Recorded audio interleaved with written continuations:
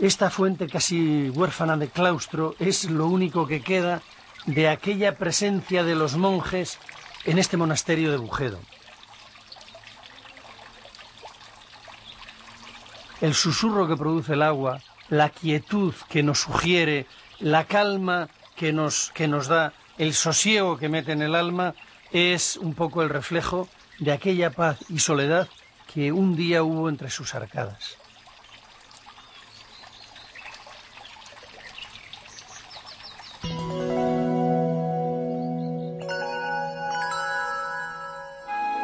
La iglesia era el edificio principal del monasterio. Era no solo la casa de Dios, era el cuerpo místico de Cristo. Allí rezaban los monjes, allí realizan varias veces al día los oficios. Por eso ocupaba el lugar más importante. Era el sitio más ornado, el que tenía los mejores materiales, el que estaba mejor construido.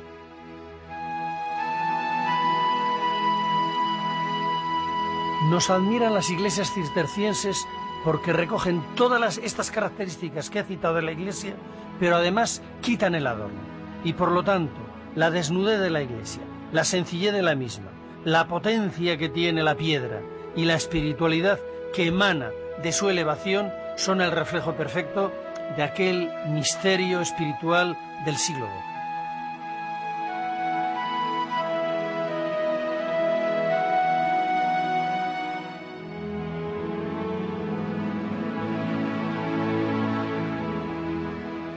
La iglesia se emplaza en el lateral norte del claustro, entre otras cosas porque, como es la edificación más grande, protege al resto del monasterio de los vientos dominantes.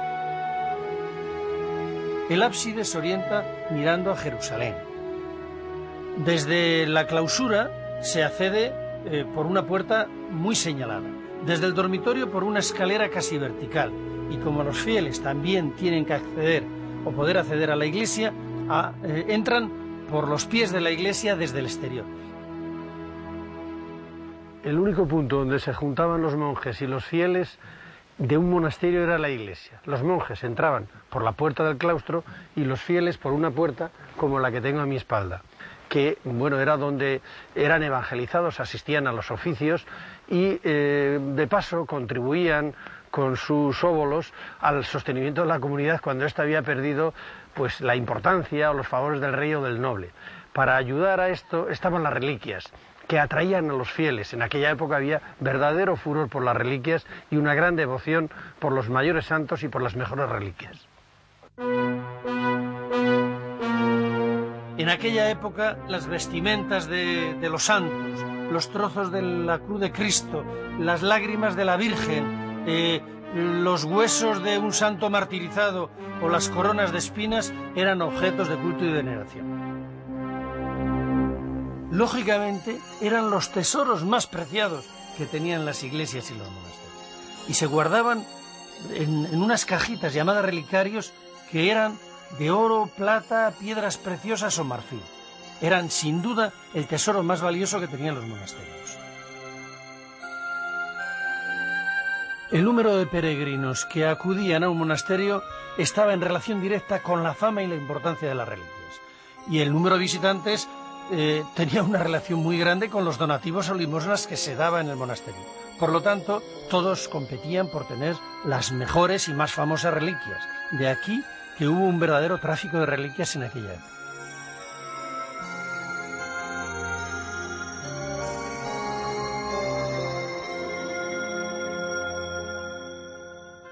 La sacristía se situaba entre la iglesia y la sala capitular, en la sala este del claustro. Era una pequeña habitación donde se guardaba la ropa litúrgica, los objetos del culto y donde se vestían los monjes antes de la celebración. También tenía un armario donde se guardaban los libros litúrgicos.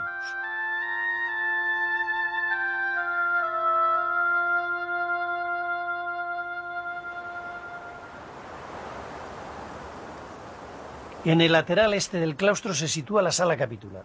Se identifica a primera vista porque normalmente tiene 3 arquitos primorosamente labrados que la separan del claustro. Aquí se realizaba el gobierno de la comunidad y del monasterio. Aquí se elegían a los abades y se realizaban los capítulos de faltas donde unos monjes les decían a otros las molestias o lo que les causaban, o alguno hacía la confesión general y su autoinculpación. Por eso se llama actualmente, o se dice actualmente, te voy a llamar a capítulo. El nombre viene de la sala capitular y de lo que allí se hacía. Aquí se sienta la madre abadesa de este monasterio y aquí se han sentado a lo largo de 800 años todas las madres abadesas y el resto de la comunidad en el ámbito de la sala capitular, que es el lugar del gobierno de la comunidad. Se llama sala capitular o capítulo porque aquí es donde tenían obligación, según la orden benedictina, de meditar la regla, del mismo modo que en la iglesia se meditaba el Evangelio. Es el lugar segundo en importancia del monasterio después de la iglesia y normalmente son grandes arquitecturas, espectaculares arquitecturas que dan fe de la solemnidad de los actos que en ellos se realizan.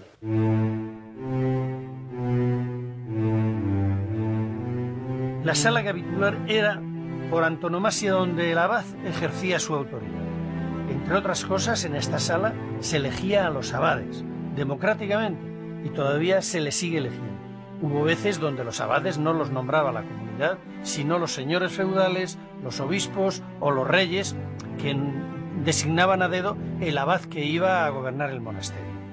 Y él se encargaba del gobierno de toda la comunidad, como indica expresamente la regla de San Benito, porque era, sobre los 12 monjes y sobre el resto, el representante de Jesucristo en el monasterio.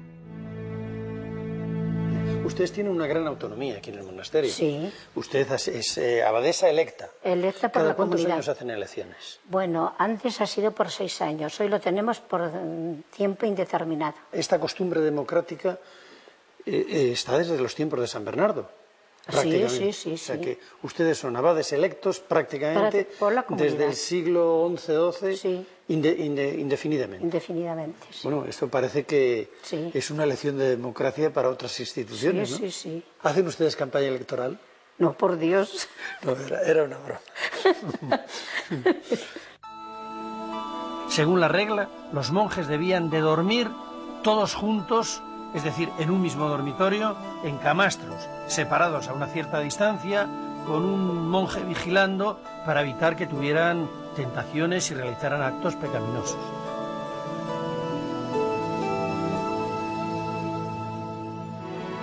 El único que tenía el privilegio de no dormir en el dormitorio común era el abad. El padre abad era el único al que le estaba permitido tener, bien sea una habitación propia o una casa dentro del recinto monástico, pero de su incumbencia y privacidad.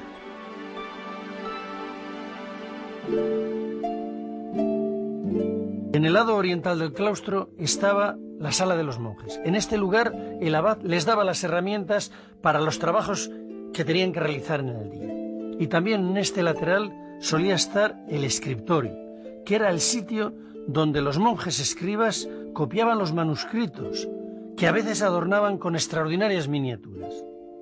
Esta labor que desarrollaron los monasterios contribuyó no solo a preservar la cultura clásica, sino a transmitirla y enriquecerla hasta nuestros días.